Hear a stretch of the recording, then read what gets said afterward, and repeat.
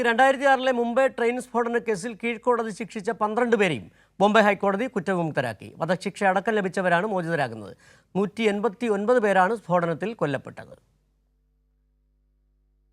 ഇപ്പോൾ സ്വാതി ചേരുന്നുണ്ട് ദില്ലിയിൽ നിന്ന്. 2006 മുംബൈ ട്രെയിൻ സ്ഫോടന കേസിൽ കീഴ്ക്കോടതി ശിക്ഷിച്ച 12 പേരെയും ബോംബെ ഹൈക്കോടതി കുറ്റവിമുക്തരാക്കി. വധശിക്ഷ അടക്കം ലഭിച്ചവരാണ് മോചിതരാകുന്നത്. 189 പേരാണ് സ്ഫോടനത്തിൽ കൊല്ലപ്പെട്ടത്.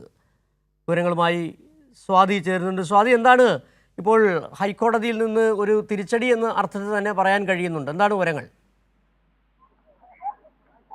മുംബൈ ട്രെയിൻ സ്ഫോടന കേസിൽ കുറ്റക്കാരെന്ന് കണ്ടെത്തിയ 12 പേരെയുമാണ് മുംബൈ ഹൈക്കോടതി ഇപ്പോൾ വെറുതെ വിട്ടിട്ടുള്ളത്. ഇവർക്കെതിരായിട്ടുള്ള കേസ് തെളിയിക്കുന്നതിൽ പ്രോസിക്യൂഷന് പൂർണ്ണമായും പരാജയപ്പെട്ടതായാണ് കോടതി നിരീക്ഷിച്ചിട്ടുള്ളത്.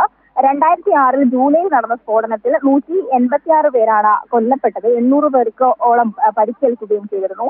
ഈ കേസിൽ അറസ്റ്റ് ചെയ്ത 12 പേരെ 2015 ഒക്ടോബറിൽ കീഴ്ക്കോടതി ശിക്ഷിച്ചു.